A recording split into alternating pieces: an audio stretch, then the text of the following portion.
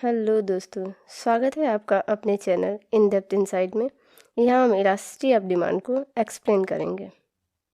Elasticity of demand, जिसे Alfred martial ने दिया था, और इलास्टिसिटी ऑफ डिमांड जो है मेज़र करती है किसी भी गुड्स एंड सर्विस की जो फैक्टर अफेक्टिंग डिमांड है उनमें परसेंटेज चेंज होने से उस गुड्स एंड सर्विस की क्वांटिटी डिमांड में कितना प्रतिशत चेंज होता है, ये उस गुड्स एंड सर्विस की इलास्टिसिटी ऑफ डिमांड कहलाती है।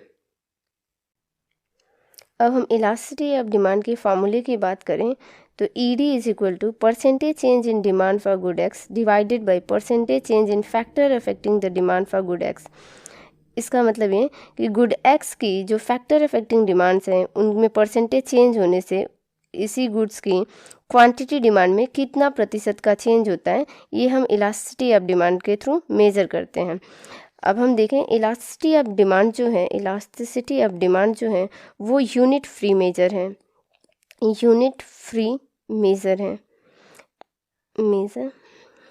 इसका मतलब ये है कि जो इलास्टिसिटी ऑफ डिमांड जब भी हम निकालेंगे या 1 होगा या 2 होगा या 1.2 होगा, लेकिन इसके आगे मीटर या केजी इन जो यूनिट्स होती हैं जो मेज़रमेंट की, ये चीज़ें नहीं लगी रहेंगी।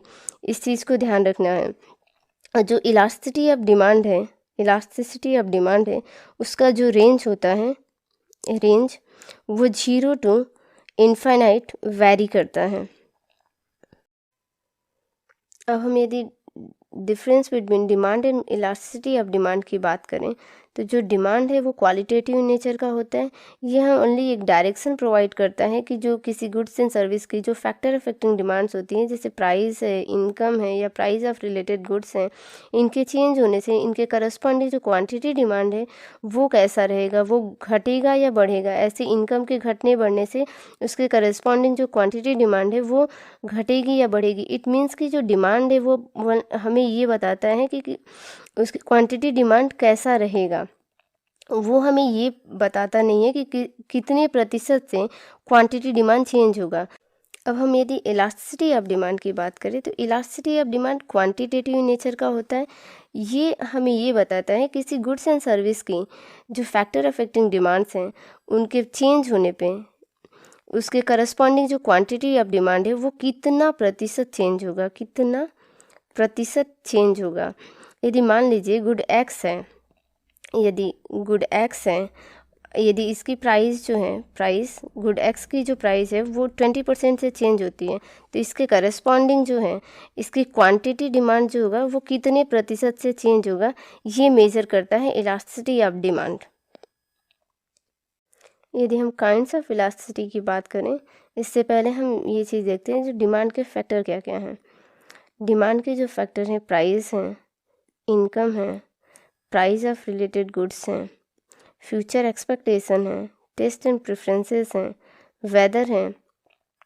ये वेदर और टेस्ट ऑफ प्रेफरेंस है और फ्यूचर एक्सपेक्टेशन है और अदर भी बहुत सारे फैक्टर होते हैं जो डिमांड को अफेक्ट करते हैं। ये सारे के सारे क्वालिटेटिव इन नेचर होते हैं। डिमांड के बस 3 ऐसे फैक्टर हैं जो प्राइस, इनकम और प्राइस ऑफ रिलेटेड गुड्स, ये ओनली क्वांटिटेटिव इन नेचर होते हैं। इसलिए जब हम काइंड्स ऑफ इलास्टिसिटी की बात करते हैं तो इन्हीं तीनों पे ही हम विशेष तौर से ध्यान देते हैं। अब हम काइंड्स की बात करें तो 3 टाइप्स की होती हैं elasticity of demand: price elasticity, income elasticity and cross elasticity. Cross elasticity भी 2 टाइप्स की होती हैं: substitute goods and complementary goods. अब हम 1 बाय 1 का ब्रीफ डिस्कशन देखते हैं। प्राइस इलास्टिसिटी की बात करें तो प्राइस इलास्टिसिटी ये मेज़र करता है किसी भी गुड्स एंड सर्विस की जब उसके प्राइस में चेंज होता है तो उसके करस्पॉन्डिंग उसके क्वांटिटी डिमांड में कितना प्रतिशत का चेंज होता है। यदि हम देखें यहाँ पे EP is equal to percentage change in quantity demand divided by the percentage change in price. अब इसे हम ऐसे भी लिख सकते हैं del Q divided by del P into P by Q। जो EP है ये प्राइस इलास्टिसिटी ऑफ डिमांड को शो करती है, Q ओरिजिनल प्राइस है, del Q change in quantity demand है और P ओरिजिनल प्राइस है और del P change in price है। यहाँ पे आप माइनस साइन भी देख रहे होंगे। माइनस मैथमेटिकली में इसका कोई रिलेवेंस नहीं होता है। जो प्राइस एंड ये ओनली ये शो करता है कि प्राइस एंड क्वांटिटी में निगेटिव रिलेशनशिप पाया जाता है। अब हम यदि डिग्री ऑफ प्राइस इलास्टिसिटी की बात करें तो 5 टाइप्स की हैं: perfectly elastic demand, perfectly inelastic demand, unitary elastic demand और greater than unitary elastic demand, less than unitary elastic demand. अब हम 1 बाई 1 का एक्सप्लेनेशन देखते हैं। Perfectly elastic demand. Perfectly elastic demand ये शो करता है कि किसी गुड्स की प्रिवेलिंग प्राइस पे उसकी क्वांटिटी जो है वो इनफाइनाइट होती है। यदि प्रिवेलिंग प्राइस से थोड़ी भी प्राइस ज़्यादा हो जाती है तो उस गुड्स की जो क्वांटिटी है वो जीरो हो जाएगा और जो डिमांड कर्व है वो पैरेलल टू एक्स एक्सिस होता है। आइए हम इसको टेबल और ग्राफ से देखते हैं। मान लीजिए वीट की जो प्राइस है वो 25 रुपीज़ पर केजी है। तो 25 रुपीज़ मार्केट प्राइस पे जो कोई भी कंज्यूमर होगा वो जितनी क्वांटिटी चाहिए होगा उससे वो मार्केट में अवेलेबल है वो परचेज़ कर सकता है 25 रुपीज़ पे। अब यदि 25 रुपीज़ से मार्केट प्राइस बढ़ के 27 रुपीज़ हो जाती है तो कोई भी कंज्यूमर है वो इस 27 रुपीज़ पे परचेज़ करने नहीं जाएगा, इसलिए जो 27 रुपीज़ पे उसकी क्वांटिटी डिमांड होगी वो जीरो हो जाएगी। ऐसे ही यदि जो प्राइस है 25 रुपीज़ से कम होकर 20 रुपीज़ हो जाए तो जितने भी कंज्यूमर जो 25 रुपीज़ पे परचेज़ कर रहे थे वो सभी के सभी शिफ्ट कर जाएंगे 20 रुपीज़ की तरफ। जब अचानक से सारे मार्केट के जितने भी कंज्यूमर हैं वो आ जाएंगे 20 रुपीज़ की तरफ, तो जो सप्लायर है उस डिमांड को फुलफ़िल नहीं कर पाएगा और यहाँ पे सप्लाई शॉर्टेज क्रिएट हो जाएंगी। अब हम यदि इलास्टिसिटी की बात करें परफेक्टली इलास्टिक डिमांड में, तो इलास्टिसिटी यहाँ पे प्राइस में क्या हो रहा है, प्राइस में कोई भी चेंजेस नहीं है, चेंज इन प्राइस ज़ीरो है और जो क्वांटिटी डिमांड है यहाँ पे वो 50% से चेंज हो रही है। तब हम इलास्टिसिटी की बात करें, अब जीरो से किसी भी डिवाइड करते हैं तो इनफाइनाइट हो जाती है। तो यहाँ पे क्या है, elasticity of demand ED is equal to infinite है। परफेक्टली इनइलास्टिक डिमांड ये शो करता है कि किसी भी कमोडिटी की प्राइस में कितनी भी चेंज हो उसके क्वांटिटी डिमांड में किसी भी प्रकार की चेंजेस नहीं होगी। ये पॉसिबल है नेसेसरी गुड्स के केस में, जैसे मेडिसिन है, सॉल्ट है, इन सारे चीज़ों में यदि प्राइस बढ़ती है या घटती है इसके क्वांटिटी में किसी प्रकार की चेंजेस नहीं होती हैं। यदि मान लीजिए कि यदि कोई व्यक्ति है और एक पैकेट जो है नमक का यूज़ कर रहा है, एक पैकेट नमक का यूज़ कर रहा है एक मंथ में, तो ऐसा तो नहीं है कि यदि उसकी प्राइस जो नमक की प्राइस है यदि बढ़ जाती है तो उस जो एक पैकेट 1 मंथ में वो यूज कर रहा है उसकी क्वांटिटी कम कर देगा। वो जितना टेस्ट उसको नमक से चाहिए होगा वो उतना तो खा लेगा ही। ऐसे ही यदि प्राइस कम हो जाती है नमक की 20 रुपये से यदि 10 रुपये हो जाती है तो भी सेम क्वांटिटी में ही वो परचेज़ करेगा नमक का। इसलिए जो डिमांड कब होगी वो नमक की वो परफेक्टली इनइलास्टिक डिमांड होगी। अब यदि हम इलास्टिसिटी की बात करें यहाँ पे, यदि ED इज इक्वल टू देखते हैं percentage change in price. Price में तो परसेंटेज चेंज हो रहा है 10 से वो 20%, 10 से 20 हो जा रहा है, इट मीन्स कि 20% से चेंज हो रहा है, बट इसकी क्वांटिटी डिमांड में जीरो चेंजेस हुए। तो चेंज इन क्वांटिटी जीरो, तो अब किसी भी 0% से यदि हम डिवीज़न करते हैं 20 से यदि जीरो में भाग देंगे तो ये जीरो हो जाएगा। तो इट मीन्स कि ये ED इज इक्वल टू क्या होगा, यहाँ पे जीरो होगा और ये परफेक्टली इनइलास्टिक डिमांड को शो करता है। अब हम यदि यूनिट इलास्टिसिटी ऑफ डिमांड की बात करें तो किसी भी कमोडिटी की यदि प्राइस में जितनी प्रतिशत से चेंज हो रही है उसके सेम एग्जैक्ट प्रोपोर्शन से उसकी क्वांटिटी डिमांड में चेंज होती है तो उसे हम यूनिटरी इलास्टिक डिमांड कहते हैं। अब हम यदि इसे टेबल और ग्राफ से देखें तो टेबल में देखते हैं कि जो प्राइस है 10 रुपये प्राइस पे क्वांटिटी डिमांड 200 है।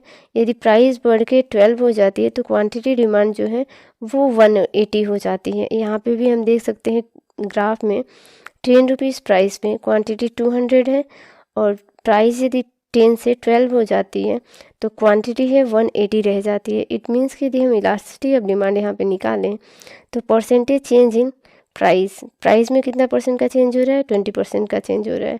अब ऐसे ही यदि हम क्वांटिटी डिमांड में देखें तो इसमें भी 20% का चेंज है। तो यदि हम इसे डिवाइड करते हैं तो ये हो जाएगा 1। It means ED is equal to 1, elasticity of demand जो है यहाँ पे 1 है। अब हम greater than unitary elasticity of demand को देखते हैं। करें तो किसी भी कमोडिटी की यदि प्राइस में प्रोपोर्शनेट चेंज होता है, उससे ज़्यादा प्रोपोर्शन में यदि उसके क्वांटिटी डिमांड में चेंजेस होते हैं, तो उसे हम greater than unitary elasticity of demand कहते हैं। अब हम यदि टेबल और उसे ग्राफ से देखें तो टेबल में किसी कमोडिटी की प्राइस जो है यदि 100 रुपीज़ है, तो वो क्वांटिटी उस कमोडिटी की कितनी परचेज़ करेगा, वो 1000 रुपीज़ परचेज़ करेगा। यदि प्राइस जो है 150 हो जाती है तो वो 400 परचेज़ करता है। ऐसे ही हम इसे ग्राफ में देखें तो 100 रुपीज़ पे ये कितनी परचेज़ कर रहा है, 1000 रुपीज़ परचेज़ कर रहा है। अब प्राइस जो है 150 हो जाती है तो वो 400 परचेज़ कर रहा है। इसका मतलब यदि हम इलास्टिसिटी इसकी निकालें तो क्या होगा,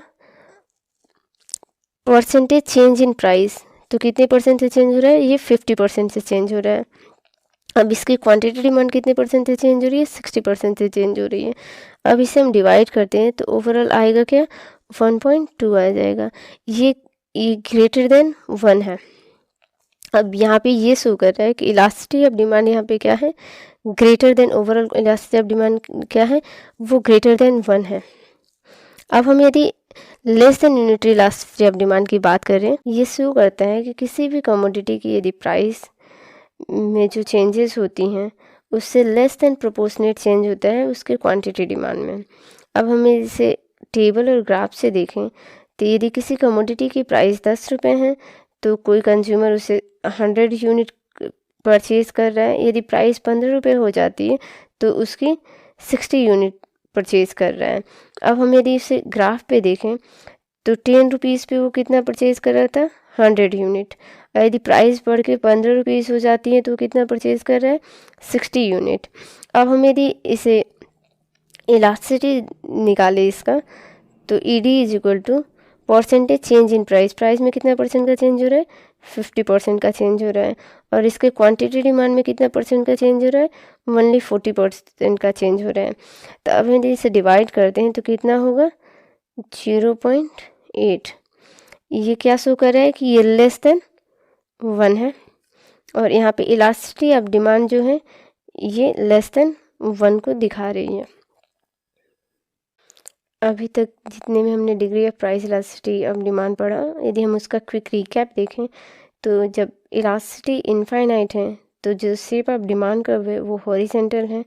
यदि इलास्टिसिटी 0 है तो shape of demand curve vertical है।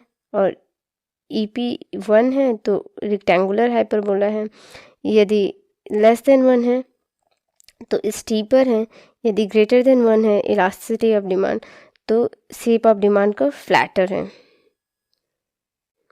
इस तरह हमने आज demand, elasticity of demand, type of elasticity and price elasticity और डिग्री ऑफ प्राइस इलास्टिसिटी के बारे में पढ़ा। मैं आशा करती हूँ कि आपको लेक्चर समझ में आया होगा। अगर आपको फिर भी कोई डाउट है तो कमेंट बॉक्स में लिख देना, मैं इसको सॉल्व करूँगी। अगर वीडियो पसंद आए तो प्लीज़ अपने को लर्नर्स के साथ शेयर कीजिएगा। I hope this lecture will add value to your knowledge. Thank you so much.